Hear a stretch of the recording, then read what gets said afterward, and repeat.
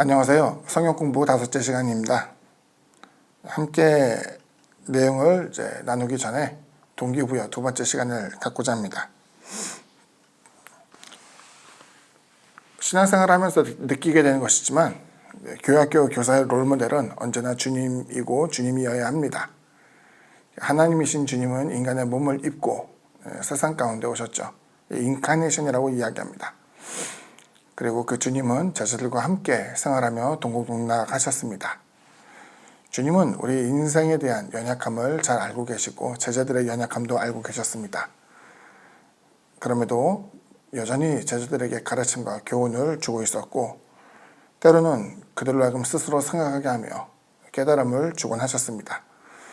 제자들에게 있어서 주님은 항상 지식 전달자로 끝나는 것이 아니라 삶에 있어서 또 모범이 되어주시는 귀한 스승이었던 것을 우리에게 보여주고 있죠. 생각해보건대 교사의 가장 1순위는 지식을 얼만큼 많이 알고 있고 지식을 잘 전달한가에만 달린 것은 아닌 것 같습니다. 사실 그 같은 지식의 내용이라고 한다면은 유튜브라든가 또 다른 인터넷 매체를 통해서 얻을 수 있는 지식이 훨씬 많겠죠. 심지어는 일반적인 교역자들이 알고 있는 지식을 훨씬 상회할 수도 있을 것입니다. 그러면 우리는 왜 성경 공부를 하고 또 아이들에게 교회학교 교사가 되어서 아이들을 지도하려고 하는가? 이것이 하나의 궁금증이 되겠죠. 우리가 교회학교 교사로서 더 나은 목표를 삼게 되는 이유는 여기에는 보이지 않는 하나의 바탕이 있죠. 그것은 아이들에 대한 또 그들이 갖고 있는 영혼에 대한 깊은 애착이기 때문입니다. 사랑하기 때문이죠. 주님의 가르침과 교훈이 귀하다라는 것은 물론 기록되어 있는 하나님의 말씀도 중요하겠지만 그 주님이 얼마만큼 우리를 사랑하시고 또 얼마나 위하신가를 알고 있기 때문에 그것이 훨씬 더 귀한 의미로 다가올 수 있습니다. 복음이 가장 귀하다라고 하는 것은 하나님이 우리를 사랑하고 있고 또 주님이 우리를 사랑하사 십자가에 달려 죽으시고 부활하신 것을 우리가 알고 믿기 때문입니다. 벌써 5번째 시간이 되었는데요. 꾸준히 성경 공부하는 것이 절대로 쉽지 않을 거라고 생각합니다. 하지만 여러분의 자녀 그리고 여러분에게 맡겨진 학생들이죠. 어린 친구들의 영혼을 생각하며 또 그 영혼의 무게를 느끼게 되면서 오늘도 함께 주님을 본받아 또 사랑하고 아낄 수 있게 되기를 부탁을 드립니다. 내용 보도록 합니다. 오늘은 5번째 시간 노아 홍수 애통 가운데 심판하신 하나님에 대해서 함께 이야기를 나누고자 합니다. 첫 번째 섹션이죠. 하나님의 세상의 악함을 심판하시며 슬퍼하셨습니다. 야훼께서 사람의 생각이 세상의 가득함과 그의 마음으로 생각하는 모든 계획이 항상 악할 뿐임을 보시고 땅 위에 사람을 지으셨음을 한탄하사 마음에 근심하시고 이르시되 내가 창조한 사람을 내가 지면서 쓸어버리되 사람으로부터 가축과 기는 것과 공중의 새까지 그리하리니 이는 내가 그것들을 지었음을 한탄함이니라 하시니라. 창세기 6장 5절에서 7절의 내용입니다. 죄라는 것은 사실 저는 잡초와 같다고 생각합니다. 머물러 있잖아요. 항상 성장하죠. 확산됩니다. 남은 뿌리는 쉽게 번지게 되고 또 돌보지 않으면 금세 땅을 뒤엎게 되죠. 하나님은 많은 범죄 가운데서 뉘우치는 사람이 없음을 봅니다. 하나님이 한탄하신다는 것은 하나님께서 지적하고 또 하나님께서 알게 하시고 때로는 방관하며 침묵하실 때에 스스로 뉘우쳐서 반성하는 영혼이 없었음을 보여주고 있습니다. 하나님은 이를 슬퍼하셨죠. 여기 성경에 보게 되면은 하나님이 한탄하다 또 마음에 근심하시다. 예전 개역 한글판을 보게 되면 하나님께서 후회하신다라는 표현을 쓰는데 거기서 흔히 하나님이 예정 앞으로 되어질 전지전능하심에 대한 것 이런 것들을 갖다가 전혀 고려하지 않는 내용일 수도 있다라는 지적을 받곤 했어요.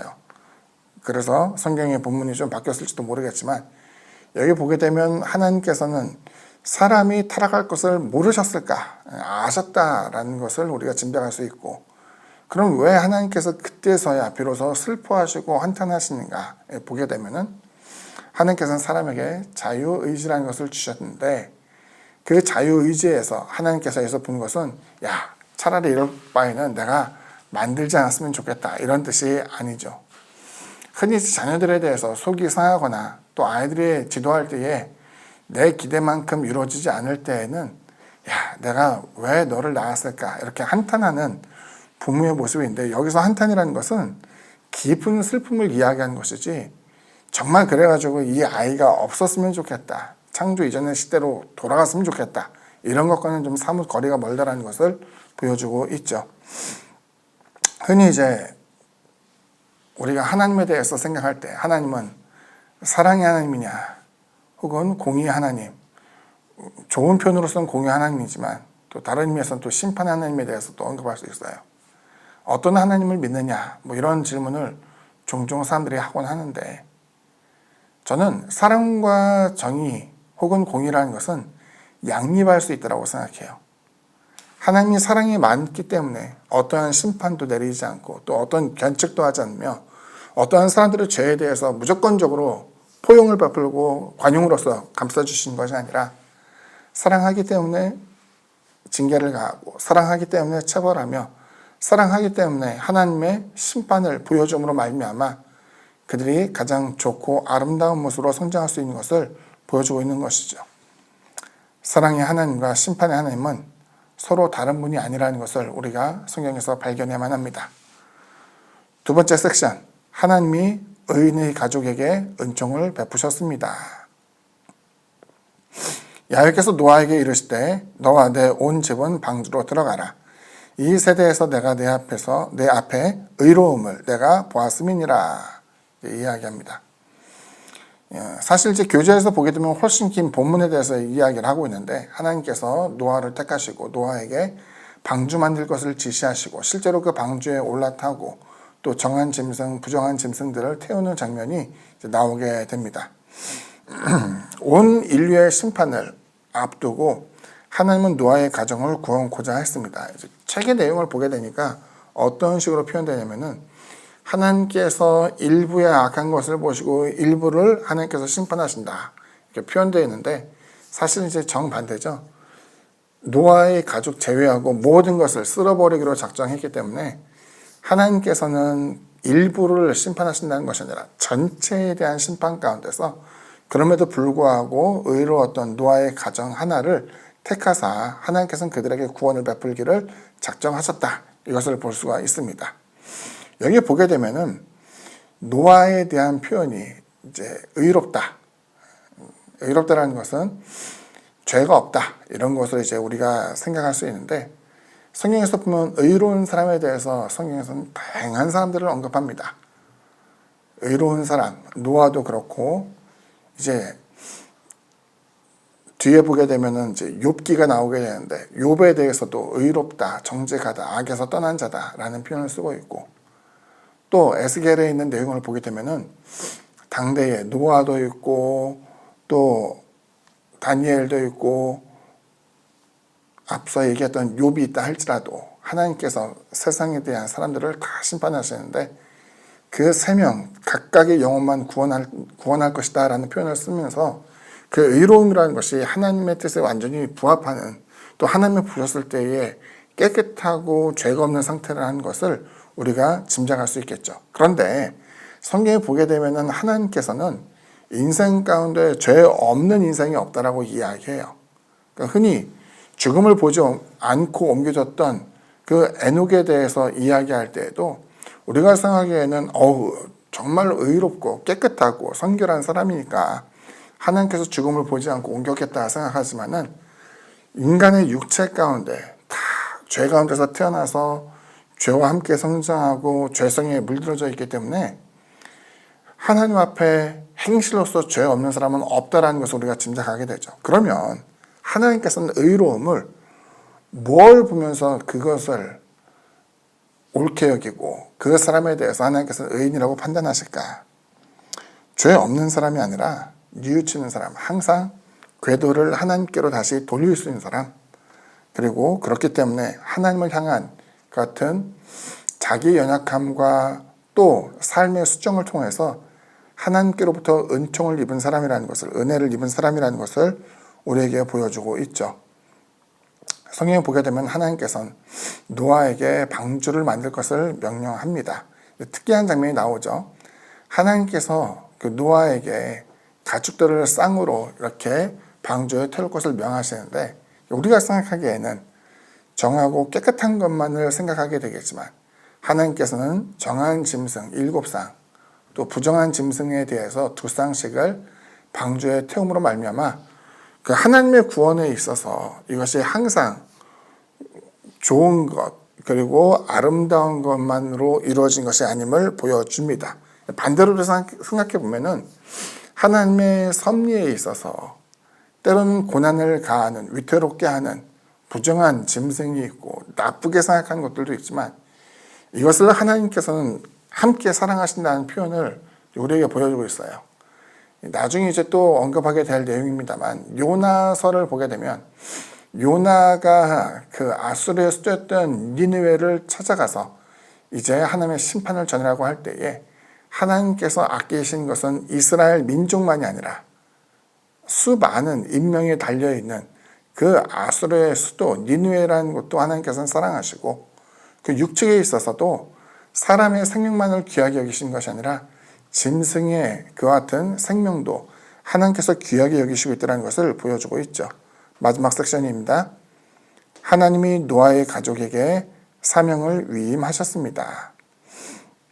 하나님이 노아와 그 아들들에게 복을 주시며 그들에게 이르시되 생육하고 번성하여 땅에 충만하라. 땅의 모든 짐승과 공중의 모든 새와 땅에게는 모든 것과 바다의 모든 물고기가 너희를 두려워하며 너희를 무서워하리니 이것들은 너희의 손에 붙였음이니라. 모든 산 동물은 너희의 먹을 것이 될지라. 채소같이 내가 이것을 다 너희에게 주노라. 9장 1절에서 3절에 있는 말씀입니다. 비교해 볼 본문이 하나 있죠. 예전에 다뤘던 내용인데 하나님께서 사람을 만드시고 어떻게 하신가를 보게 하는 거죠. 하나님이 이르실 때 우리의 상을 따라, 형상을 이야기하죠. 우리의 모양대로 우리가 사람을 만들고 그들로 바다의 물고기와 하늘의 새와 가축과 온 땅과 땅에 기는 모든 것을 다스리게 하자 하시고, 형상과 모양대로 이렇게 표현이 되는데 앞에 있는 내용과 뒤에 있는 내용에 이제 같은 점이 나오게 됩니다. 이것은 문화명령의 반복이죠. 다스리는 것, 생육하고 번성하고 땅에 충만한 것, 이것이 하나님께서 모든 것을 쓸어버리고 난 이후에 그 노아와 노아에 속한 가정을 통해서 하신 것이 세상에 대하여서 인간이 피조물의 대표가 되어 여전히 그들을 다스리고 정복하고 하나님의 섭리대로 그것을 가꿀 것을 이제 명령하는 거예요. 다른 점에 대한 것도 나오죠.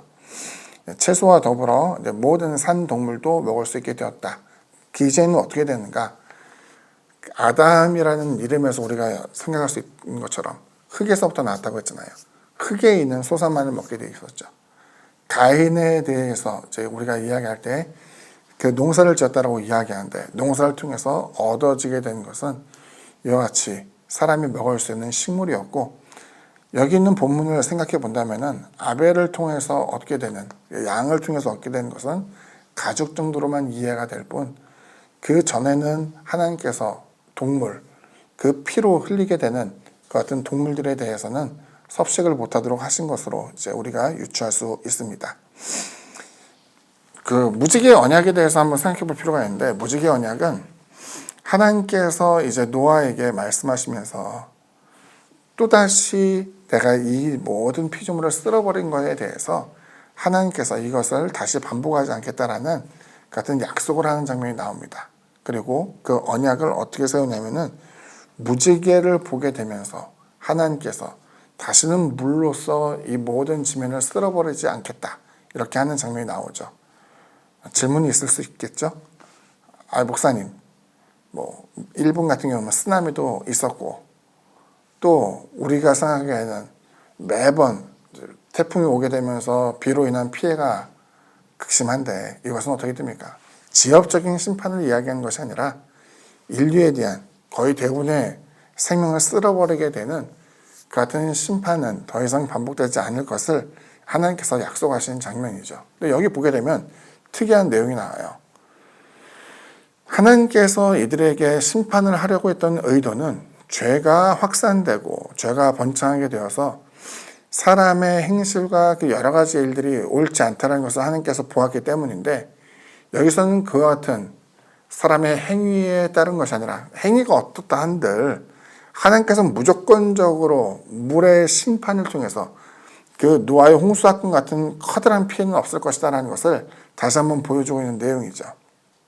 이것은 이제 우리 신앙에 있어서 하나님의 은혜가 먼저 선행하고 있다는 것을 보여줘요.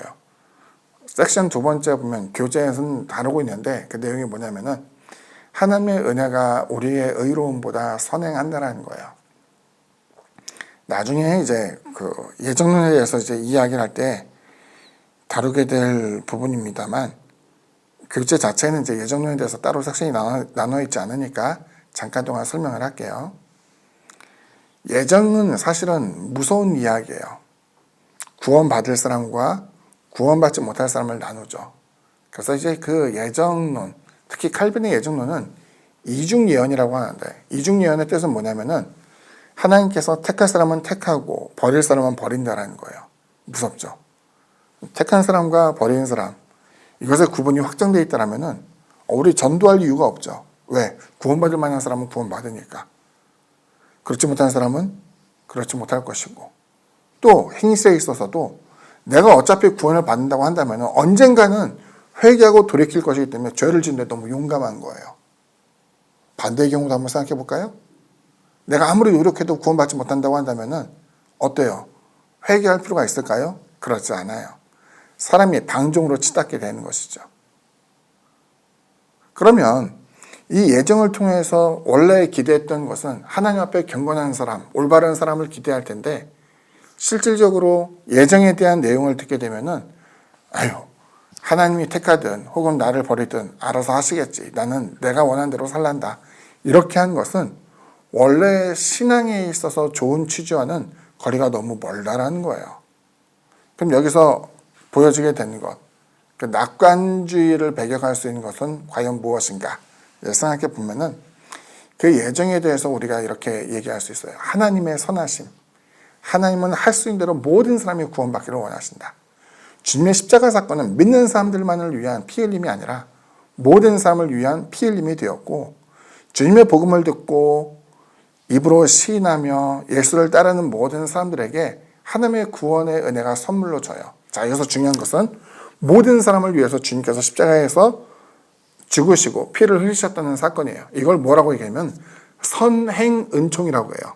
선행은총은 굉장히 중요한 이야기예요. 뭐냐면은 선행이라고 해서 우리가 좋은 일하는 것, 이걸 선행이라고 생각하지만 그런 의미가 아니라 먼저 행하여지는, 먼저 하나님께서 우리 모두가 구원받을 수 있도록 은총을 먼저 베풀어 줬고, 그 은혜에 부합하여서 신앙 고백과 더불어 주님을 따르는 사람들에게 하나님의 구원을 약속해 준 거예요.